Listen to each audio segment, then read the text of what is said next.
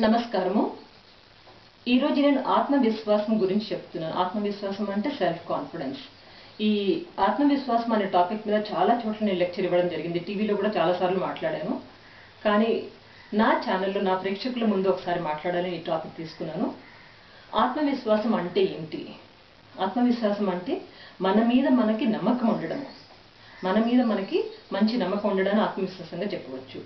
ఆత్మవిశ్వాసం ఉంటే కనుక మీకు ఏ పని మీరు మొదలుపెట్టినా కానీ ఆ పనిలో తప్పకుండా విజయం సాధించే అవకాశం ఉంటుంది. ఆత్మవిశ్వాసం లేని వారికి తమ మీద తమకు నమ్మకం లేదు. ఎవరు నమ్ముతారు? మిమ్మల్ని మీరు నమ్మకపోతే కనుక.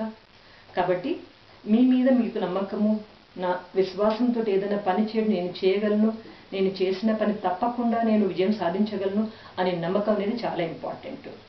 సో దీనికి మీకు చిన్న ఎగ్జాంపుల్ చెప్తాను. జూ పార్క్లో ఏనుగుల్ని మచ్చిక చేస్తారు చూడండి.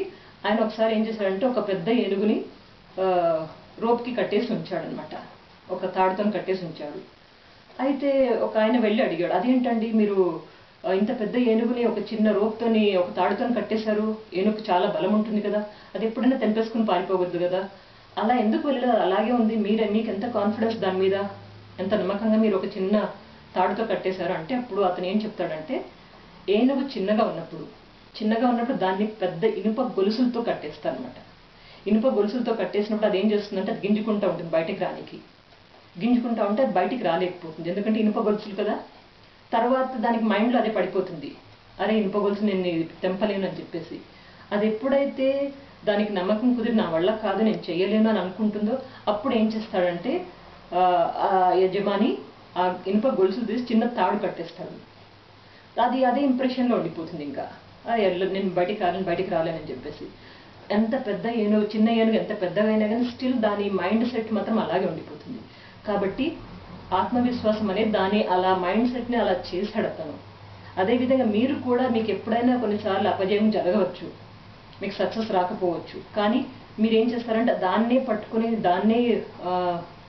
అదే జరుగుతుంది అనే ఉద్దేశంతో మళ్ళీ మీరు విజయాన్ని సాధించడానికి ప్రయత్నించరు.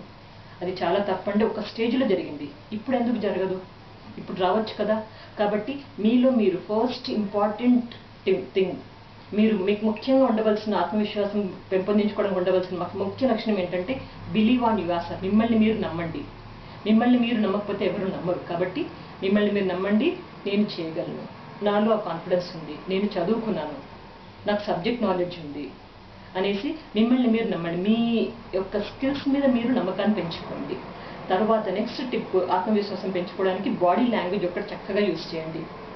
ఎవరైనా మనిషి మిమ్మల్ని చూసినప్పుడు ఏం చూస్తాడు? ఫస్ట్ మీ బాడీ లాంగ్వేజ్ ఎలా ఉంది అంటే మీ యొక్క ఫేషియల్ ఎక్స్ప్రెషన్స్ కానివ్వండి, మీ మాట తీరు ఎలా ఉంది, మీరు కాన్ఫిడెంట్గా చూస్తున్నారా లేదా, మీ యొక్క ఫేషియల్ ఎక్స్ప్రెషన్ స్మైలింగ్ ఉందా లేదా, ప్లెజెంట్గా ఉన్నారా లేదా, మీరు ఎలా ఉన్నారనేది ముందు వాళ్ళు చూస్తారు. దాన్ని బట్టే ప్రతి వ్యక్తికి మీరు కాన్ఫిడెన్స్గా ఉన్నారా, ఆత్మవిశ్వాసంతో ఉన్నారా లేదా అనేది తెలుస్తుంది. కాబట్టి మీరు ఏం చేస్తారంటే ఒకవేళ మీలో ఏమన్నా భయం ఉన్నా కానీ దాన్ని టెంపరీగా ఒకసారి లేదు అనుకొని మీరు ఒకసారి ట్రై చేయండి.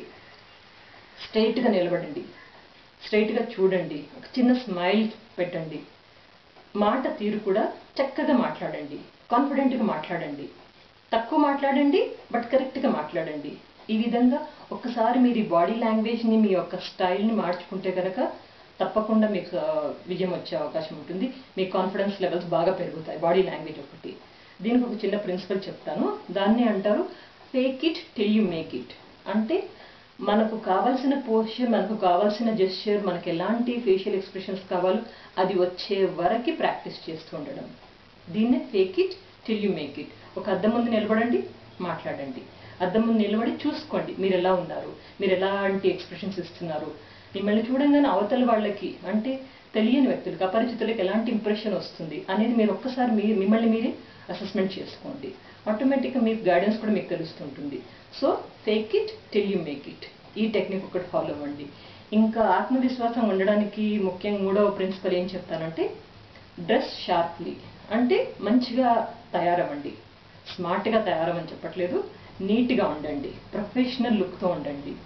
చక్కగా మిమ్మల్ని మీరు ఒక ప్రజెంటేషన్, మనం అందంగా ఉన్నామా అనేది వేరే క్వశ్చన్, కానీ మనల్ని మనం ఎలా ప్రజెంట్ చేసుకుంటున్నామో, ఎలా చూపించుకుంటున్నామో అది ఇంపార్టెంట్.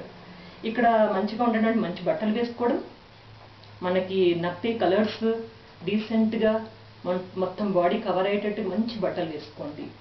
అండ్ నీట్గా ఉండే హెయిర్ స్టైల్ ఒకటి మెయింటైన్ చేయండి. లైట్గా డ్యూరడెంట్స్ వాడచ్చు. షూస్ చాలా ఇంపార్టెంట్. మీరు అబ్జర్వ్ చేయండి, ఒకరోజు మీరు కాలేజీకి కానీ ఆఫీస్కి కానీ షూస్తో వెళ్ళినప్పుడు ఎలా ఫీల్ అవుతున్నారు, అండ్ చెప్పులు వేసుకుని వెళ్ళినప్పుడు ఎలా ఫీల్ అవుతున్నారు. ఆ 2 రోజుల్లో తేడా ఉంటుంది కదా. షూస్ వేసుకున్నప్పుడు మీరు చాలా కాన్ఫిడెంట్గా, దర్పంగా, యాక్టివ్గా నడుస్తారు.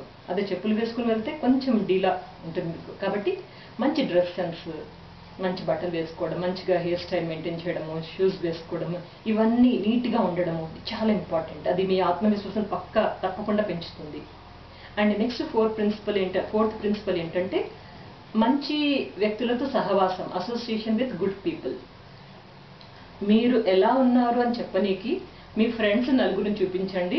మీరు ఎలాంటి వాళ్ళో, మీ యొక్క క్యారెక్టర్ ఏంటి, మీ యొక్క యాటిట్యూడ్ ఏంటి అనేది చెప్తాను అంటారు కొంతమంది. అంటే మీ ఫ్రెండ్స్ని బట్టి మీ యొక్క బిహేవియర్ కూడా ఆధారపడి ఉంటుంది.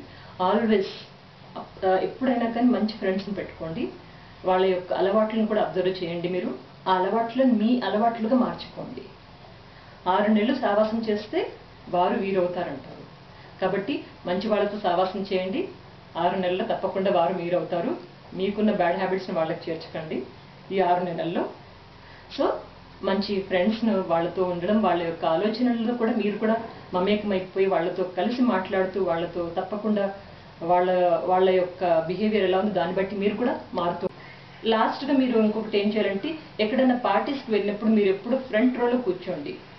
ఫ్రంట్లో కూర్చుంటే ఏమవుతుందంటే మీకు కాన్ఫిడెన్స్ లెవెల్ కానీ, మీ యొక్క ఆత్మవిశ్వాసం, మీ మీద మీ నమ్మకం కూడా చాలా ఎక్కువ అవకాశం అయి ఉంటుంది. కాబట్టి ఆల్వేస్ ముందరి రోలో కూర్చోండి. ముందుగా కూర్చొని మంచిగా మాట్లాడండి, మంచిగా వినండి. సో మీరు చాలా నేర్చుకుంటారు, దాన్ని మీరు ఇంప్లిమెంట్ కూడా చేస్తారు. ఈ 5 ప్రిన్సిపల్స్, ఈ 5 సూత్రాలను పాటించండి ఆత్మవిశ్వాసం పెరగడానికి. ఎక్కడికి వెళ్ళా కానీ విజయం మీదే. సో ఫ్రెండ్స్, ఇవన్నీ ఫాలో అవుతారనుకుంటున్నాను. Wish you good luck. Take care.